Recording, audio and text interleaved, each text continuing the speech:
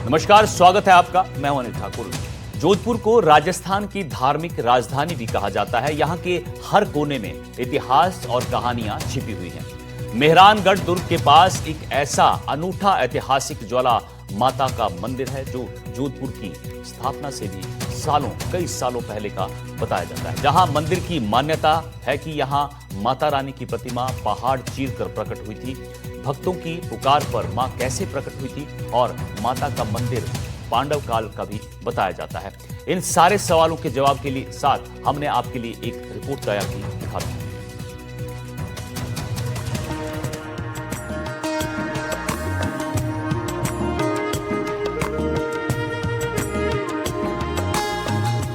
राजस्थान की सांस्कृतिक और धार्मिक राजधानी जोधपुर अपने आप में कई इतिहासों को अपने अंदर समेटे हुए है। मां चामुंडा की नगरी के रूप में विख्यात जोधपुर के हर कोने में कई ऐतिहासिक इतिहासों की गूंज सुनाई देती है। बात करें अगर जोधपुर के भीतरी शहर की, तो मेहरानगढ़ दुर्ग के पास एक ऐसा अनूठा ऐतिहासिक ज्वाला माता का मंदिर है जो जोधपुर की स्थापना से भी सालों पहले का है। जहां मंदिर की मान्यता है कि यहां माता रानी की प्रतिमा पहाड़ चीर कर प्रकट हुई थी। जहां अपने भक्त की तपस्या से प्रसन्न होकर माता साक्षात पहाड़ को चीर कर यहां प्रकट हुई थी। यहाँ मान्यता ये भी है कि भक्त की आवाज सुनकर प्रतिमा का आधा पांव पहाड़ में ही रह गया। इस मंदिर में आज भी एक भीम कुंड है। प्राचीन और पौराणिक मान्यताओं के अनुसार ज्वाला माता मंदिर का इतिहास पांडव काल का माना जाता है। ये मंदिर 700 फीट ऊंची पहाड़ी पर स्थित है। इसके ठीक पीछे मेहरानगढ़ का चामुंडा माता मंदिर है। ज्वालामुखी मंदिर के इतिहास की कहानी के बारे में पुजारी परिवार के दीपक शर्मा ने एनडीटीवी से खास बातचीत करते हुए बताया कि मेहरानगढ़ किले के ठीक पास ये ऐतिहासिक ज्वाला माता का मंदिर महाभारत काल के समय का है और इस मंदिर की स्थापना अपने आप में एक अनूठी मिसाल है। यहाँ पे जोधपुर में कुछ भी नहीं था।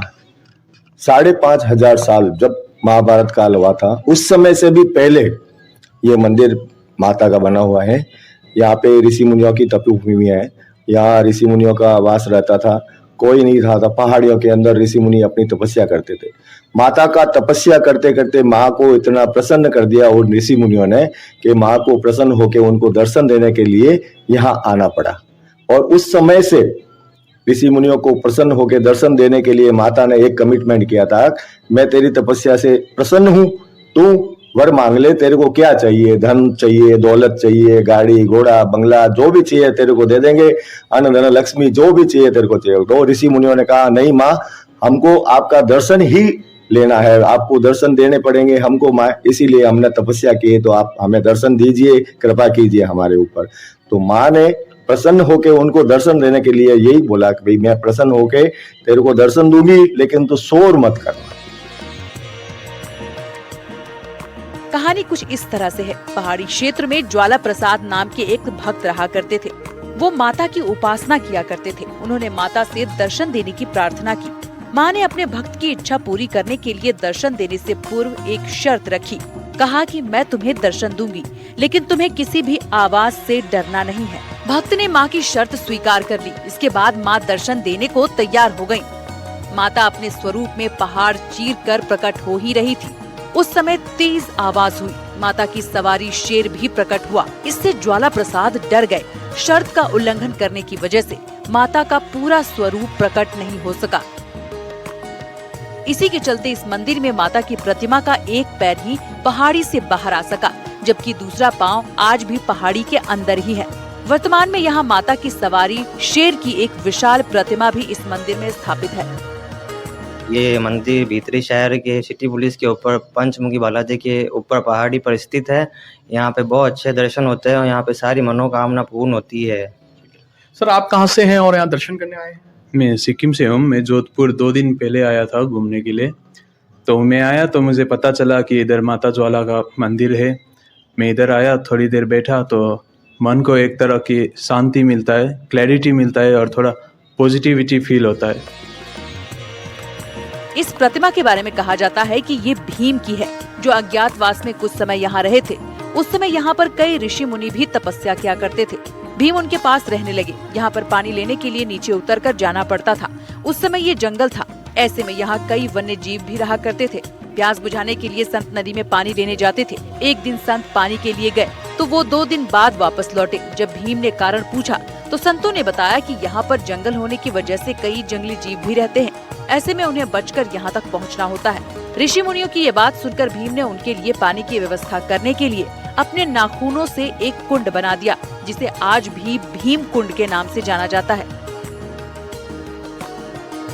तो शेर की दहाड़ इतनी तेज थी तो वो ऋषि मुनि डर गए थे और डर के आवाज उनसे मुंह से निकली, माँ हमें बचा लो, ये शेर हमें खा जाएगा।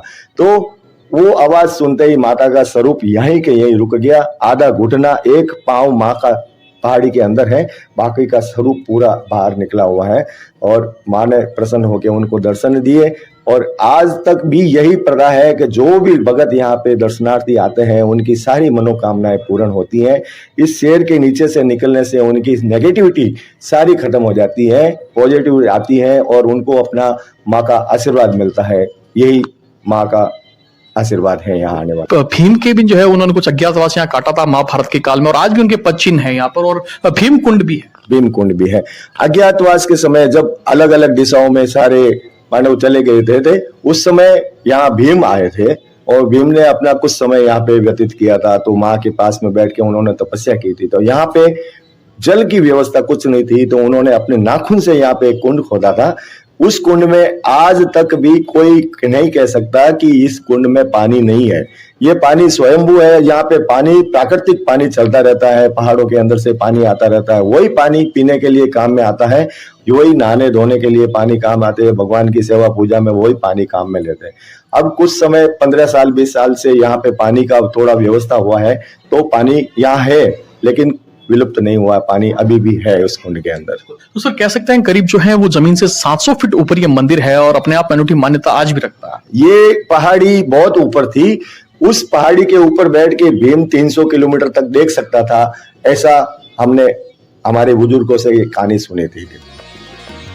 इस कुंड के बारे में मान्यता है कि यहाँ कभी पानी खत्म नहीं होता और बरसों पहले यहाँ तपस्या करने वाले संत इसी कुंड से अपनी प्यास बुझाते थे। कुंड के पास शिलाओं पर निशान भी बने हुए हैं। बताया जाता है कि ये भीम के नाखूनों के निशान हैं। इस कुंड की गहराई 3 हाथियों की ऊंचाई के बराबर है। वहीं अन्य भक्तों ने भी एनडीटीवी से बात करते हुए इस मंदिर के इतिहास और यहाँ की पौराणिक मान्यताओं को लेकर अपनी बात रखी। है महाभारत काल के समय का ये इतिहास है, और विशेष रूप से जो है वो महाभारत काल के दौरान जो है वो भीम ने यहाँ जो है वो अपना अज्ञातवास काटा था, और आज भी जो है यहाँ पर जो है वो भीम कुंड है, भीम के पद चिन्ह है, और कह सकते हैं माता की जो ये भीम की प्रतिमा भी है, और कह सकते हैं यहाँ पर जो है माता की जो प्रतिमा है वो स्वयंभू है, पहाड़ को चीर कर जो है वो प्रकट हुई थी। और इस तपोभूमि जहाँ ऋषि मुनि जो है वो तपस्या भी करते थे, और मेहरानगढ़ के माँ चामुंडा मंदिर के ठीक समीप जो है ये मंदिर स्थित है, जो करीब जमीन से जो है वो 700 फीट ऊपर जो है वो ये मंदिर स्थित है। और आज भी जो है नवरात्रा के दिनों में भी जो है वो बड़ी संख्या में यहाँ पर्यटकों का जो है वो हुजूम भी देखा जाता है, और कह सकते हैं ये धार्मिक आस्था का जो है वो एक बड़ा केंद्र भी माना जाता है। जोधपुर से एनडीटीवी के लिए मुकुल परिहार।